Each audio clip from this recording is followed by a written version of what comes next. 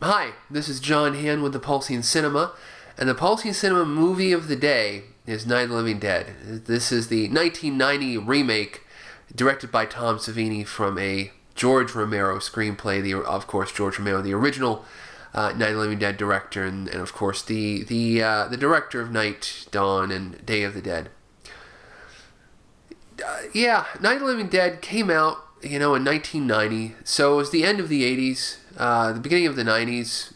Horror was changing.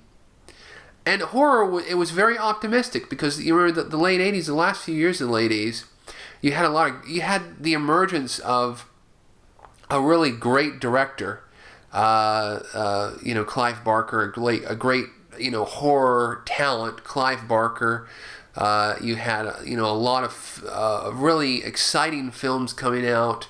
Movies were changing, technology was changing, home video was blooming and exploding at that point. Of course, home video had been here since the 70s and the early 80s, but by the late 80s, everybody had a VCR. There were 5 video stores in every town.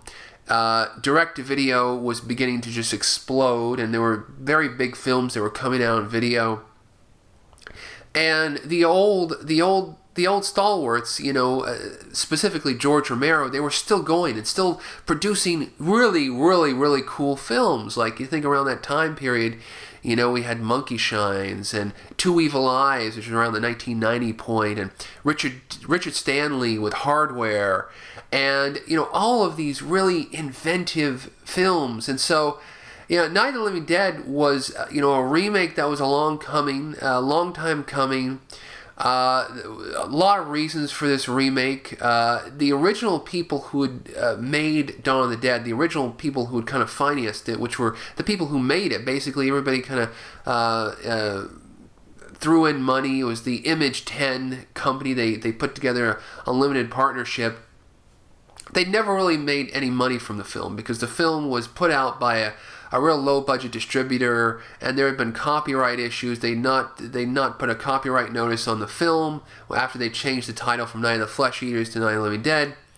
And the film had made a lot of money, on video, on film, throughout the world, but not for the people who actually made it. So the idea of the sequel was to make some money for the people who actually originally created the film. And also it's something they could sell to a producer, and got the money and started making it. And an interesting film, I think. Much like Day of the Dead, I think the original way this film was envisioned was really different than what it became. What it became was just a standard remake, pretty much a beat-for-beat remake of the original film, with a little bit added on at the end.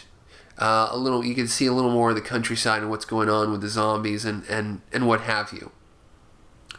And then it kind of changes up. It's maybe a little bit less bleak at the end, but I think the original, according to Tom Savini, when they were starting writing it, the original plan for this film was that the plot from the first film would be finished 10 to 15 minutes into the film, and the rest of the movie would be totally going off in a different direction.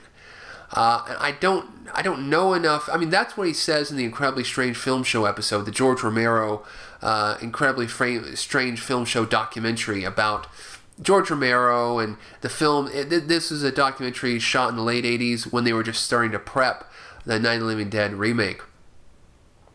As Tom Savini talks about the remake, talks about how he wants to direct it, talks about what the film's going to be about, talks about that one of his goals in the film is to kind of make people or make the audience understand death, or to get the idea of death, the finality of it, the grimness of it, to portray that on the screen. Because by that point, zombie films, had become kind of this, were already starting to become this kind of a cliche, where zombies were these kind of gigantic puffed up things that were parodies of his work on Dawn of the Dead and Day of the Dead. I think a film that comes to mind immediately is something like Zombie Nightmare, where it's about a voodoo zombie who's reanimated in order to seek revenge on the people that killed him.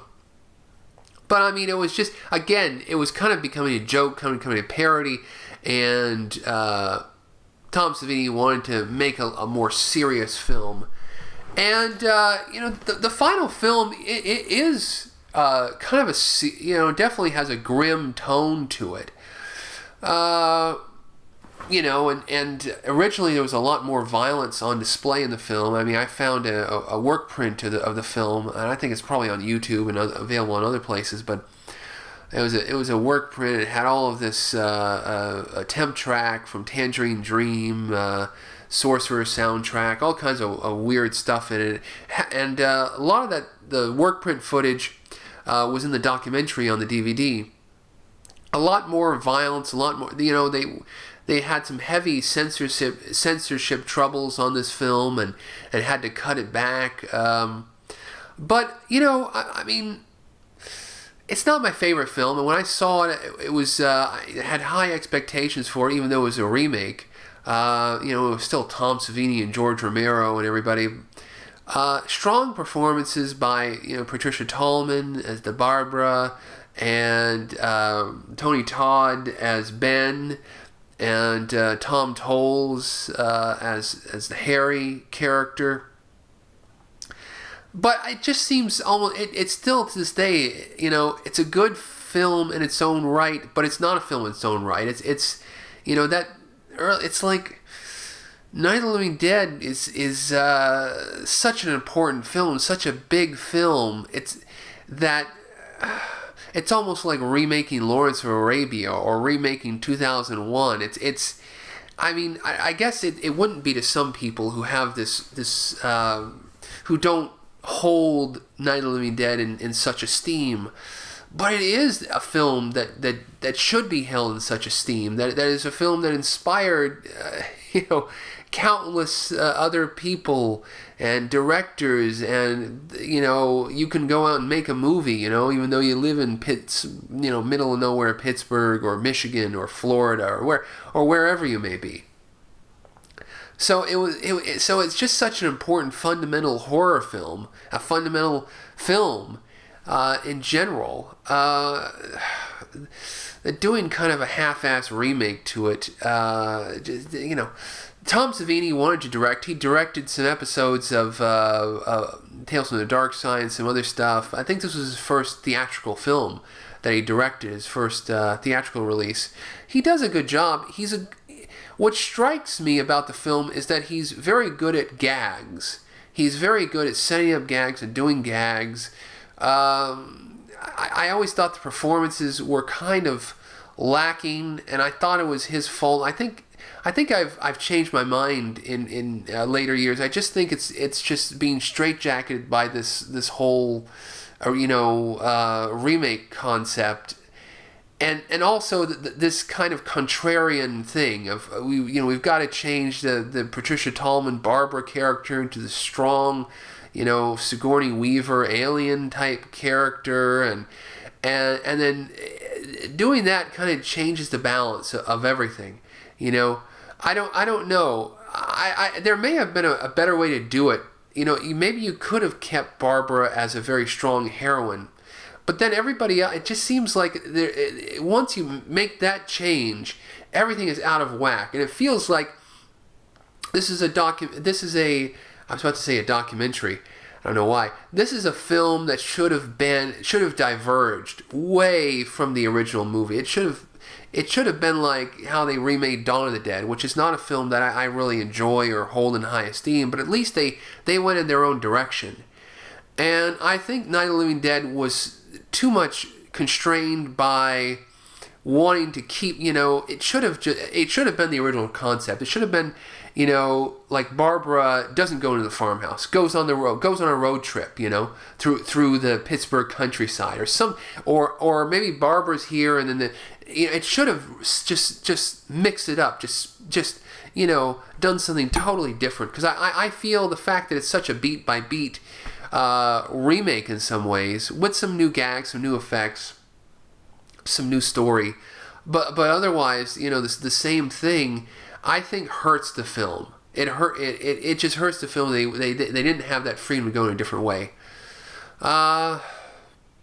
So yeah, it's not a film I think deeply about. I think deeply about what coulda, woulda, shoulda. I hate to do Monday morning quarterbacking with any film, but you can't help but just with this film the opportunity that they had, and they made a good horror film. They made a film that could sell, that people would want to see because of the people associated with it, and some good performances.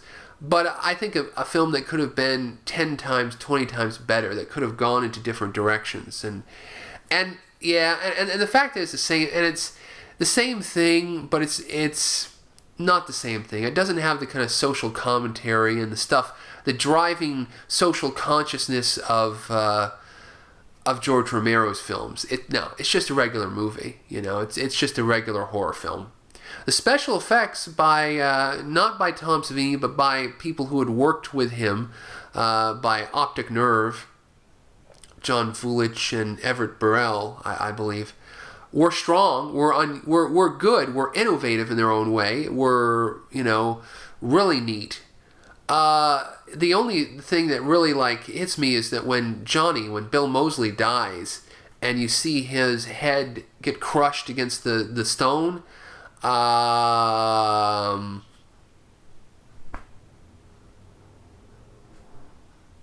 What the fuck? I mean, there's no other way I can say it. I mean, you have John Vulich and Everett Burrell. They were doing some heavy R&D on this film. They used computer imaging to see what emaciated faces could look like and test makeup effects. You had Tom Savini, who's special effects par excellence. Anatomically realistic gore. The fucking Dr. Tongues and all of that shit from Day of the Dead. I mean, these are no slouches. And yet that effect that hits off the film is like junior grade school, like a dummy. I mean, it just, the staging of it and everything is so horrible. And so what the fuck they were what the fuck was that? Just Tom Savini trying to make his day, trying to make the schedule, and that was all the footage they had. It just, I understand wanting to dramatize the impact of a head hitting a stone, but there's tons of better way to do it with with the original actor or from another angle. It just looks so horrible. And the thing is, that's the opening effect that kind of sets you off. I mean, the opening zombie, and the film works because there's a nice, freak out at the beginning, because you think it's going to be one guy, but the cemetery zombie is actually someone else, and it kind of boom, boom, boom, boom. It's a nice little kind of 1-2, and you think and it sets up the idea of, hey, this movie's going to fuck with you. Hey, this movie is not going to follow the original plot. And then they go off and they follow the original plot, and then they cap it off. They start off with a cool-looking cemetery zombie and in the shittiest-looking death scene of Tom Savini's career, of everyone's career. It was just horrible. And it's just horrible. In that one moment, the film just loses you. In that one moment, the film is just like, if you could pinpoint in a film, in a horror movie, the moment where the audience goes, bye-bye, you're hardcore, I'm into it, I'm locked in the zone, audience just goes, bye-bye, bye-bye, that was it, man. That was the moment where the soul of 1980s horror, the classic era of Day of the Dead, Return of the Living Dead, Hellraiser, how many other great films, the Drek, like the Friday the 13th sequels, which had some good films though. I mean, the Final Chapter, all of that shit, it just died with that horrible effect. I don't know. It's that's being too prima donna, but come on, man. That effect was horrible. That effect was just horrible. Who the hell thought that was good? It looked shitty on VHS. It looked shittier on DVD. It looks ultra shitty in HD. It's just, who the hell thinks, oh, that looks nothing like Tom Told. It looks like a goddamn dummy. It just looks so bad, Tom Savini is just such a good guy at stunts and effects and everything. I don't think anybody's ever called him on it. And if they have, he's skirted past it, you know? And it's just like, come on, dude. Come on. That's it. That's my ending comments for Night of the Living Dead remake. Come on. That's how I feel about the film. Come on.